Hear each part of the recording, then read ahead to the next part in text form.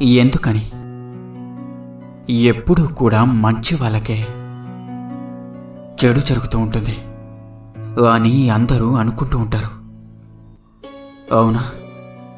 మీరు ఎప్పుడైనా గొంగలి పురుగును చూసారా? దానంతటదే దాన్ని పట్టుగూడులో బంధించుకుంటూ ఉంటుంది. దానికి ఎంత బాధ కలుగుతుందో మీరే అర్థం చేసుకోండి. దాని శరీరం మొత్తం మరో కొత్త రూపం దాల్చినట్లవుతుంది. అది ఎంతో ఉత్కంఠమైన పరివర్తన. చూసేవారనుకుంటారు, పాపం ఈ గొంగలి పురుగు పూర్వజన్మలో ఏం పాపం చేసుంటుందో అని, దానికి ఎంత కష్టం కలుగుతుందో అని. కానీ నిజం చెప్పాలంటే దానికి ఇది ఒక ప్రక్రియ.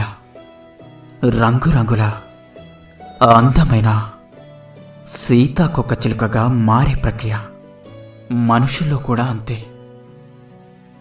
దేన్నైతే మనుషులు కష్టం అనుకుంటారో నిజానికి అది వారికి ఒక పరివర్తన సమయం అన్నట్లు. అర్థమైందనుకుంటా. విజయానికి అలాగే అపజయానికి మధ్య ఉండే ఒక సన్నని గీతే విశ్వాసం. ఎప్పుడూ కూడా విశ్వాసాన్ని కోల్పోకండి. మీ మీద మీకు నమ్మకం ఉంటే ఈ ప్రపంచంలో దేన్నైనా సాధించగలరు. ధైర్యంగా ఉండండి.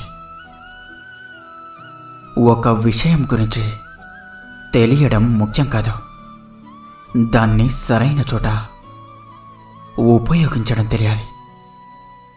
కోరుకోవడం ఒక్కటే ముఖ్యం కాదు, దాని గురించి ప్రయత్న లోపం లేకుండా పని చేయడం కూడా తెలియాలి. ఎవరి మీద అంత నమ్మకాన్ని పెట్టుకోకు. ఎవరి జీవితాల వల్లవి. వీళ్ళు అది చేస్తారు, వాళ్ళు ఇది చేస్తారని ఎప్పుడూ అనుకోకు. ఎందుకంటే ఈ రోజుల్లో ఎవరి స్వార్థం వారిది.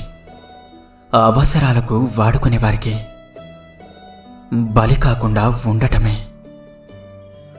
నూరేళ్ల ఆయుష్ కాదంటారా? వాదించేదేదో జ్ఞానులతో వాదించు, కనీసం జ్ఞానమైన వస్తుంది. మూర్ఖులతో వాదించకు, ఉన్న విజ్ఞతను కూడా కోల్పోతావు. జీవితంలో ప్రేమని నిలబెట్టుకోవాలనే ఆలోచన అలాగే తపన ఇద్దరి వైపు నుండి ఉంటే ఆ ప్రేమ ఎప్పటికీ కూడా విడిపోదు. గుర్తుంచుకోండి, జీవితంలో కన్నీళ్లను తుడిచేవారు లేకపోయినా పర్వాలేదు, కానీ కన్నీళ్లను తెప్పించేవారు మాత్రం ఉండకూడదు. న్యాయమైన గెలుపుకే అడుగడుగున ఆటంకాలు, అలాగే ఘోరమైన అవమానాలు ఎదురవుతూ ఉంటాయి. వాటిని తట్టుకొని నిలబడగలిగే గుండె ధైర్యం ఉన్నవారికే శాశ్వతమైన వెలుగుల పంట పండుతుంది. లోహపు బిందెకు ఉన్న అనవసరమైన ఎత్తు వంపులను నైపుణ్యంతో తొలగించవచ్చు. అదే మట్టి కుండకు ఉన్న అనవసరమైన ఎత్తు వంపులను సరిచేయడానికి ప్రయత్నం చేస్తే అది అసలు పనికి రాకుండా పోతుంది. అవునా? అందుకే ఎప్పుడూ కూడా మార్చదగిన వారిని మాత్రమే మార్చే ప్రయత్నం చేయాలి. అందరినీ మార్చాలనుకోవడం మన మూర్ఖత్వమే అవుతుంది. గుర్తుంచుకోండి, ఎవ్వరూ చూడట్లేదని తప్పు చేయకు, అలాగే అందరూ చేస్తున్నారని అప్పు చేయకు. ఈ రెండు కూడా సమాజంలో దాగనివి. గుర్తుంచుకో. నీ ఆవేశం వల్ల ఇప్పటి వరకు కోల్పోయిందే గాని సాధించింది ఏమీ లేదు. ప్రయత్నించి చూడ. ఆవేశం కన్నా ఆలోచన ఎంతో గొప్పది. నీకు మంచి రోజులు రావాలి అంటే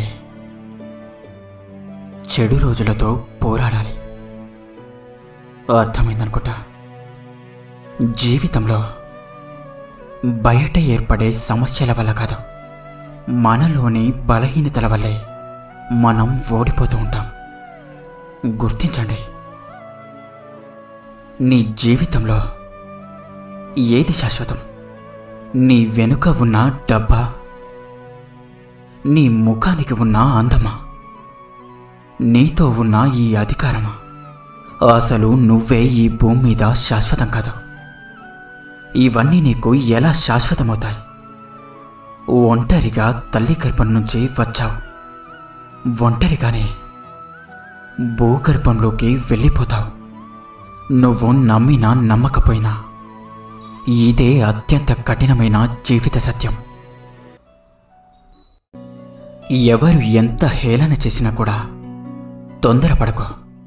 హేళన చేసిన వారితోనే కిరీటం పెట్టించే సత్తా ఒక కాలానికి మాత్రమే ఉంటుంది. ఓర్పుతో ఉండు.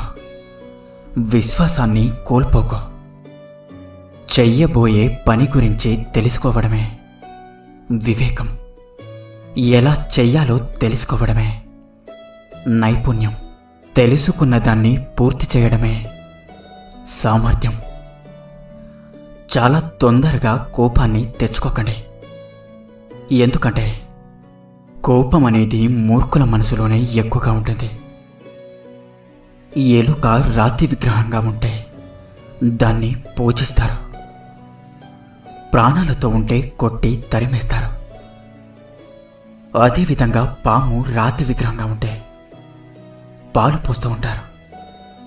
ప్రాణాలతో ఉంటే కొట్టి చంపేస్తారు. తల్లిదండ్రులను మరణించాక దండలు వేసి దండం పెడుతూ ఉంటారు. ప్రాణాలతో ఉంటే వృద్ధాశ్రమంలో వదిలేస్తూ ఉంటారు. అలాగే చనిపోయిన వారికి భుజం అందిస్తూ ఉంటారు. బ్రతికున్న వారికి చేయితనివ్వరు. రాయిలో దైవత్వం ఉందని తెలుసుకున్న మీరు మనిషిలో మానవత్వాన్ని ఎందుకు గుర్తించలేకపోతున్నారు? జీవం లేని వాటిపై ఉన్న భక్తి ఎందుకని ప్రాణం ఉన్న వాటిపై ఉండటం లేదు? కాస్త ఆలోచించండి.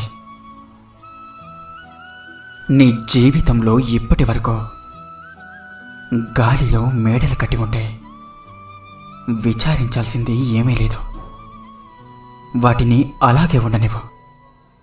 కానీ ఇప్పటికైనా సరే వాటి కింద పునాదులను నిర్మించడం మొదలుపెట్టు. ఇతరుల జీవితాలతో నిన్ను నువ్వు ఎప్పుడు కూడా పోల్చుకోకు. నువ్వు వారిలా ఉంటే నీకంటూ సొంత జీవితం ఏముంటుంది? అర్థమైందనుకుంటా. ఎవరి కోసం నిన్ను నువ్వు మార్చుకోవలసిన అవసరం ముమ్మాటికి లేదు. కానీ నీ కోసం అన్నిటినీ మార్చుకున్న మనిషిని మాత్రం జీవితంలో పోగొట్టుకోకు. ఓదార్పు ఉచితమే కాబట్టి అందరూ ఓదార్పునిస్తారు. సహాయం విలువైనది కాబట్టి కొందరే చేస్తారు. ఇందులో ఉన్న ప్రతి సూక్తిలో లీనమవ్వండి. ప్రతి పదాన్ని అర్థం చేసుకోండి. అలాగే ప్రతి అర్థాన్ని జీర్ణం చేసుకోండి. మీ జీవితంలో కొత్త మార్పుని చేర్చుకోండి. పాత గాయాలను మాన్పుకోండి. ఇక నాతో పాటు ప్రేమతో ధ్యానించండి. రాధాకృష్ణ.